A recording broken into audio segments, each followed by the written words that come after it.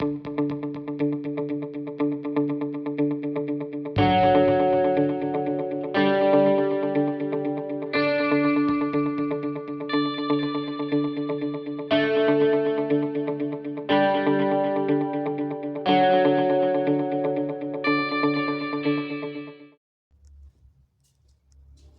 back.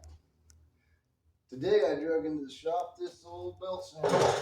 Came out of my father's machine shop and it is so ugly I have tried to give it away twice. They said no. Let's see if this thing still even works.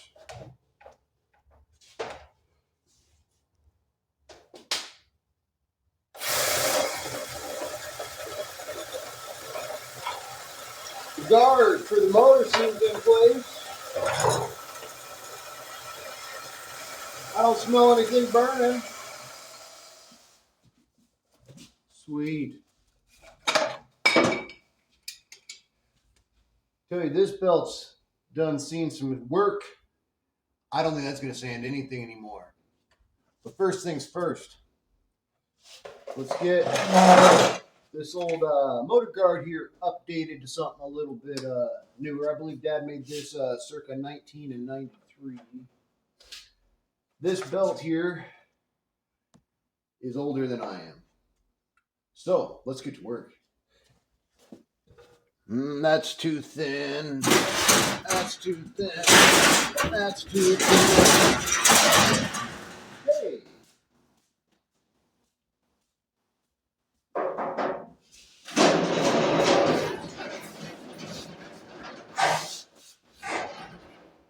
Let's get this thing off the bar stool.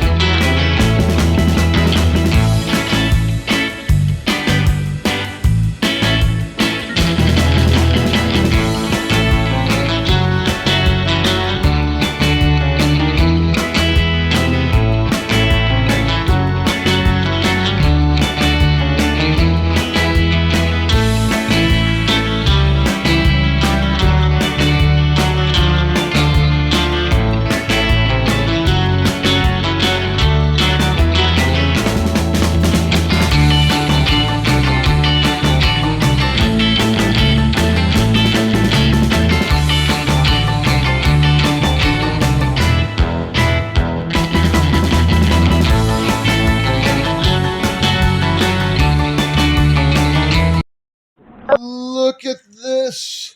We've ground, we've welded, and we've mounted the motor. Yeah.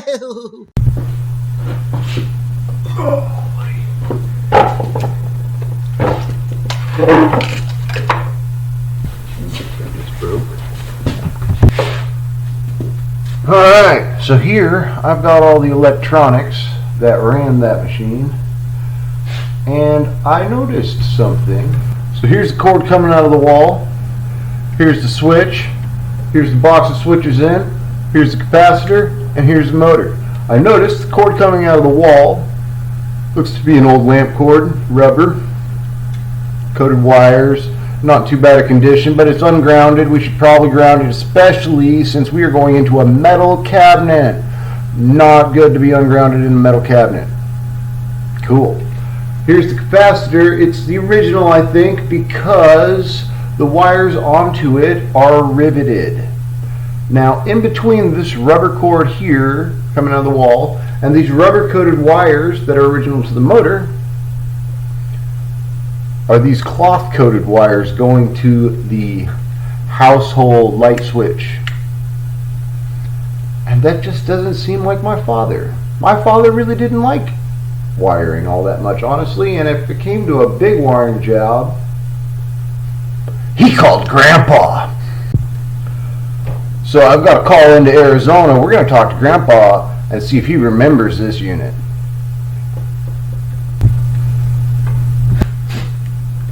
I saw my grandfather straighten out an entire Folgers coffee can of bent nails one day.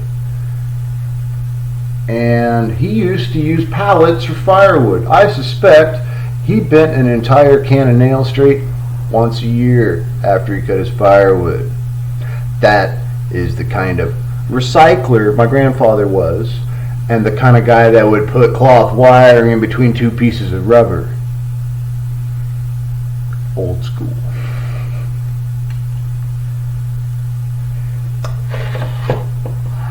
Alright, I've got the cover here off. I'm going to look inside this motor, clean everything that terrifies me, and we'll go from there.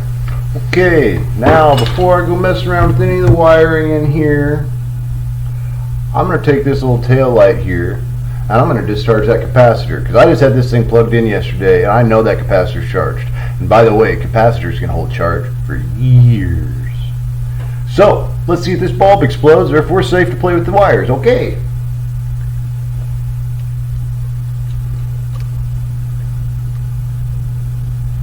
There we have it. I don't know if I saw a little flash or not, but capacitor discharged. Safety tape removed. That's a big glob of solder.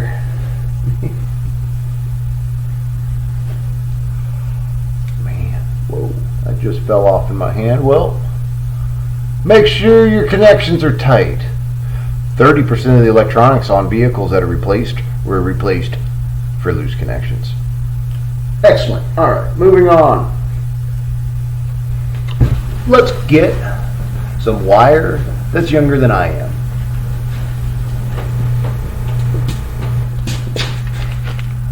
Some Romex. And I got a spool of green multi-strand. Multi-strand is nice because it bends a lot better than single strand. And I'm going to ground this thing everywhere. Oh, yes. Oh, yeah. Lots of ground. I love ground.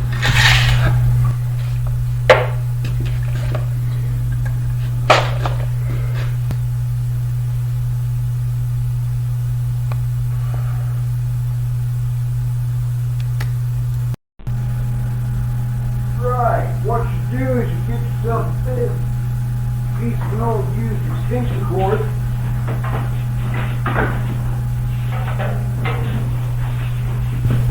New wire. Granddad wouldn't have used no new wire. Not when there's a perfectly good, accidentally cut with a saw extension cord out back.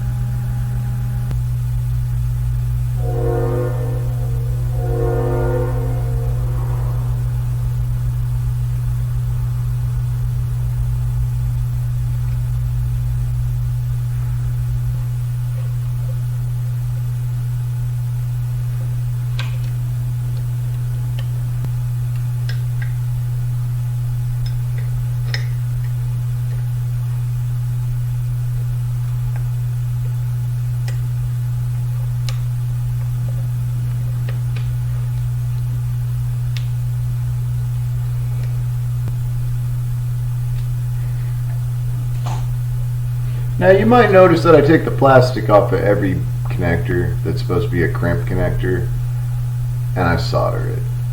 The reason is, people not doing that has made me a lot of money working on cars over the years.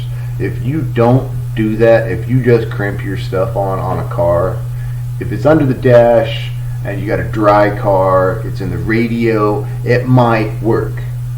If you do this on your hitch behind your vehicle where your car runs up the highway and sprays water on it, it will fail.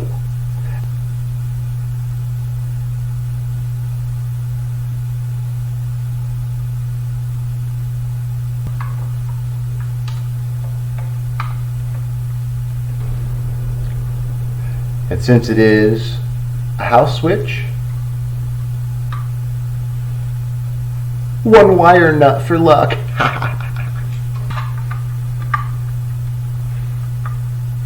Fairly simple, fairly clean.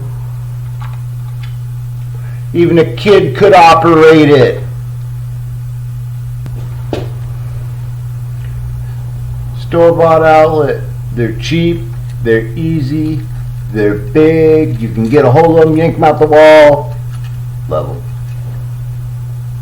I love them more than used lamp cords, Grandpa. I'm sorry, I've spent a couple bucks on this here build. Worth it. I had it sitting around. I keep lots of these on hand because I like to make custom extension cords all the time. Oh yes! Yes! I like it. I like it. Let's plug it in, plug it in.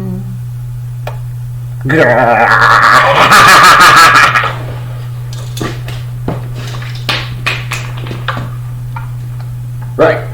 Switch is off. Check. Cord is here. Check. This motor's not bolted down. It's not a big motor, but it's big enough to jump off of there and break my foot, so I'm going to hold it down.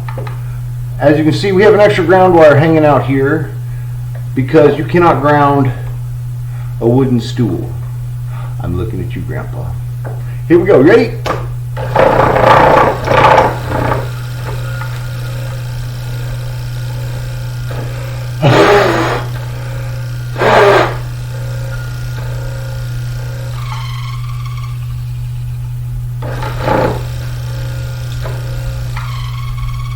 It's quiet. There's a few sparks, but I'm pretty sure that's in the brushes. You know, if it quits, I'll just get another one.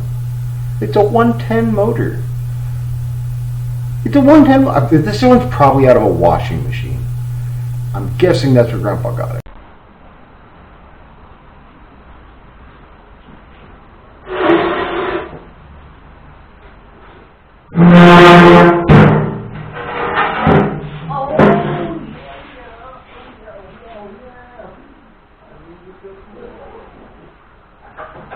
Did you feel a draft, a breeze blowing through here at all, man? I thought I felt breeze.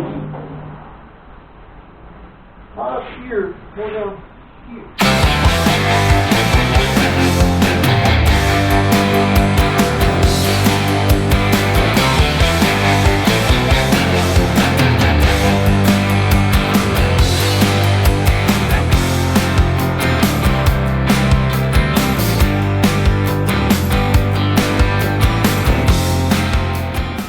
I could use one of these.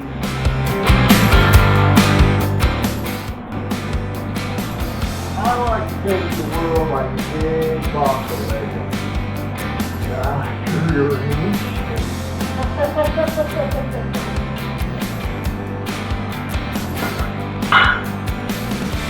Woo! I like this Lego. Check out this Lego I made. They don't even make Legos like this.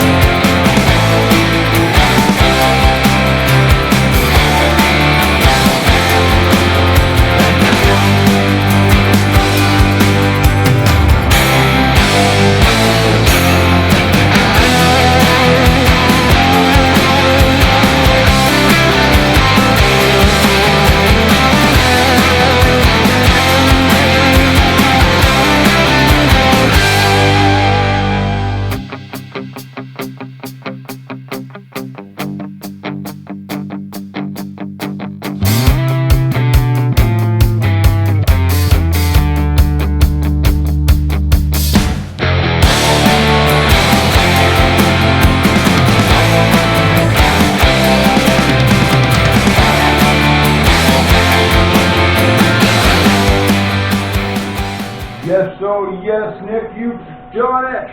You have a new workbench. Your workbench has a metal bender.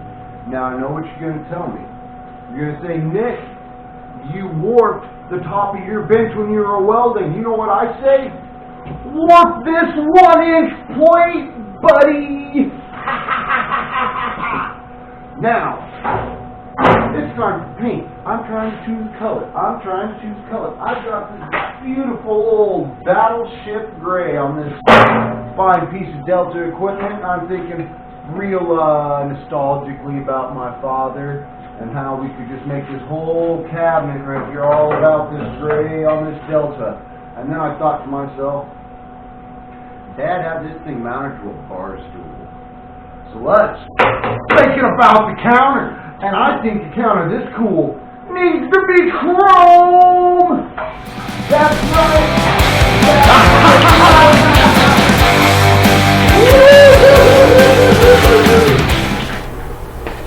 Thanks for sticking around to the end of my video. I hope you enjoyed it. I know I'm enjoying my new bar stool and my new table. I can't wait to finish it. I hope you join me in the next episode where we add at least a bench vise. I'm going to add drawers to it. I'm going to add at least one more metal bender, thinking maybe even a bench grinder. I don't know. We're going to go overboard until there's no more room to bolt things to this little tiny table. Next time.